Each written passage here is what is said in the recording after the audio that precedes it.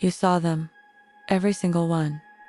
The way they talked about their ex, the way they treated the waiter, the way they lied about small things and called it no big deal. You saw it all, and you stayed anyway. I'm going to tell you something that's going to destroy the excuses and finally help you trust yourself again. Ready? You didn't ignore the red flags because you were naive. You ignored them because facing them meant admitting you'd have to leave. And here's what you don't know yet. You were 12 years old the first time you learned that staying in denial felt safer than facing reality. And you've been choosing comfortable lies over painful truths ever since. Stay with me, because what I'm about to show you will rewrite everything you thought you knew about. Why you stayed so long. It wasn't that you didn't see the warning signs. It wasn't that they hid who they were. It was something so much more deliberate. You saw exactly who they were, and you told yourself a story that made it okay. They're just going through something. Everyone has baggage. They'll change once they trust me. It's different with me. Every red flag became an opportunity to prove you were special, enough to fix them. Every lie became a test of your loyalty. Every boundary they crossed became evidence of how much you could tolerate. You didn't miss the signs. You rewrote them into reasons to stay. And here's what you'll never forget. They showed you who they were from the beginning. The first time they canceled plans without apologizing. The first time they talked down to you in front of others. The first time they made you feel crazy for bringing up something that hurt you. The first time they lied and you caught them. But they convinced you that you were overreacting. Those weren't accidents. Those were introductions. This is who I am. This is how I operate. This is what you're signing up for. And you looked at that information and said, I can handle it. I can fix it. I can love them through it. You couldn't, but by the time you admitted that, you'd already invested so much time that leaving felt like failure. You weren't in a relationship. You were in a sunk cost fallacy with a heartbeat. But the real damage wasn't that they hurt you. The real damage was what you did to yourself by staying. You started questioning your own judgment. Am I overreacting? Am I too sensitive? Maybe I'm the problem. You ignored your guts, silenced your instincts, talked yourself out of what you knew was true. Because admitting the red flags were real meant admitting you'd ignored them. And admitting you'd ignored them meant admitting you'd chosen this. And that was unbearable. So, you doubled down. You found reasons to justify their behavior. You blamed their ex for making them this way. You blamed their childhood for their anger.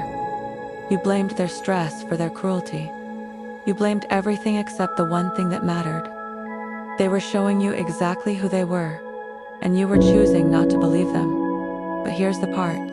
You never admitted to anyone. Here's what kept you awake at night even. When you were lying next to them. You knew the first week. The first time they spoke to you with contempt. And then acted like it never happened. The first time they made plans and canceled, not with an apology, but with an excuse you were supposed to accept without question. The first time they told you a story, and the details didn't match what they'd said before. You felt it in your body, that sick feeling in your stomach, that voice in your head saying, something is wrong here. But you silenced it, because that voice was asking you to do something terrifying. Walk away from potential. Walk away from the version of them you believed they could become. Walk away from the time you'd already invested. So instead of listening to your gut, you went to war with it. You found evidence that contradicted what you felt. Look, they brought me flowers. Look, they said they love me. Look, they're trying. You collected good moments like they were proof that the bad moments didn't count. But the bad moments were the truth. The good moments were just the breaks. Between demonstrations of who they really were, close your eyes. You're 12 years old again. Can you see it?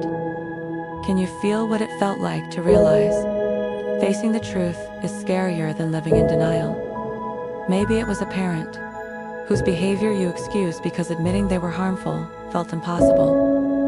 Maybe it was a friendship, where you ignored cruelty because facing loneliness felt worse.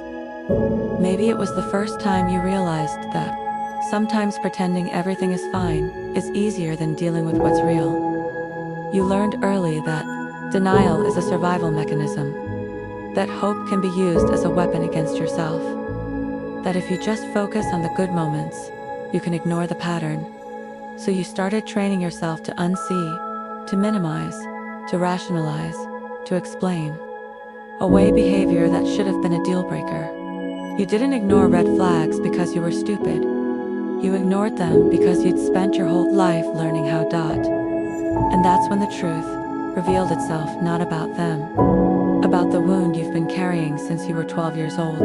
The wound that made you believe staying in a bad situation is better than facing the unknown. The one that whispered, if I acknowledge this, I'll have to do something about it. If I admit they're showing me who they are, I'll have to leave. Maybe if I just ignore it long enough, it'll get better. You didn't create that wound. This relationship just exploited it. So here's the truth you've been avoiding. The one that's going to hurt more than anything I've said so far. Pause. You didn't stay because you loved them. You stayed because leaving meant admitting you were wrong about them from the beginning. That's why you ignored the red flags. That's why you kept making excuses. That's why you stayed long after you knew you should go.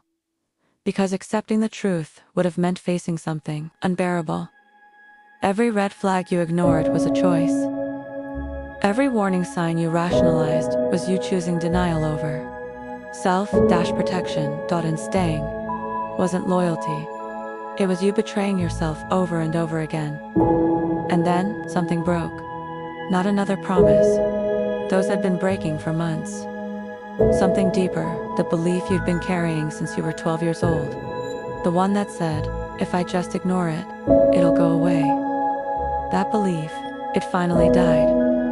The shift didn't happen when they hurt you again. Not when someone pointed out the red flags you'd been ignoring.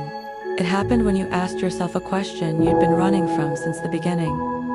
Not why did they do this to me, but why did I stay when I knew? When you stopped blaming them for showing you who they were, and started asking why you refused to believe it.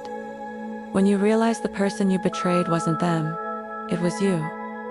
You stopped making excuses the day you realized red flags aren't warnings, they're demonstrations of who someone is when they think you'll stay anyway.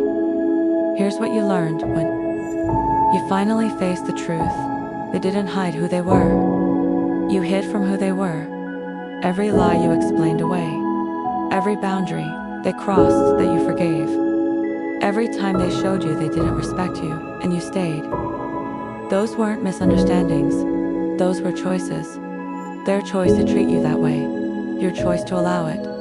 And staying cost you something you can never get back. Not the time, not the tears. Your ability to trust yourself. Because every time you ignored your gut, you taught yourself that your instincts were wrong. Every time you stayed after seeing a red flag, you trained yourself to accept less. Every time you made an excuse for their behavior, you learned that your boundaries were negotiable. That's the real cost of ignoring red flags, not the relationship you lost. The relationship you lost with yourself, you don't make excuses for them anymore. Not the way you used to. Because the anger dissolved the moment you realized they didn't trick you, you tricked yourself. Here's what nobody tells you about red flags. They're not subtle, they're not hidden. They're not things you should have noticed if you were paying attention. They're bright, they're loud, they're impossible to miss. The only way to ignore them is to actively look away.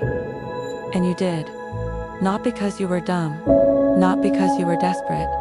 Because facing them meant facing the truth about yourself, that you'd rather stay in something bad than admit you chose it, that you'd rather fix someone else than deal with your own fear of being alone, that you'd rather keep trying than accept that some people are exactly who they show you they are, and no amount of love will change that. You're rebuilding now, not the relationship. That's over. Your ability to trust yourself, Someone who knows that red flags are not challenges to overcome, they are information to act on. Someone who understands that walking away when you see red flags isn't giving up. It's the first act of self-respect. You are releasing the belief that love means ignoring the truth. You are trusting your gut instead of talking yourself out of it. You are learning that your instincts aren't the enemy. Your denial is. You are refusing to explain away behavior that doesn't need an explanation. It needs an exit. And if someone shows you who they are, you believe them the first time. Not the 10th, not after you've given them one more chance the first time. Because you finally understand, ignoring red flags doesn't make them disappear. It just makes you complicit in your own heartbreak. So here's the final truth, the one you'll carry forward. You didn't ignore the red flags because you didn't see them. You ignored them because you saw them and chose hope over reality. They showed you exactly who they were, and you spent months proving you didn't believe them. And now you know. Red flags don't mean be careful. They mean this is who I am. And staying after you've seen them isn't love. It's self-betrayal. If this landed in your chest like it was written for you, drop a blue heart in the comments. And if you're ignoring red flags right now, I need you to hear this one more time. You didn't ignore the red flags because you didn't see them. You ignored them because you saw them and chose hope over reality. Stop making excuses for behavior that doesn't deserve an explanation. Stop staying in situations that require you to deny what you know is true. Stop betraying yourself by ignoring your gut. Red flags don't mean be careful. They mean this is who I am, and staying after you've seen them isn't love. It's self-betrayal. I'll see you in the next one.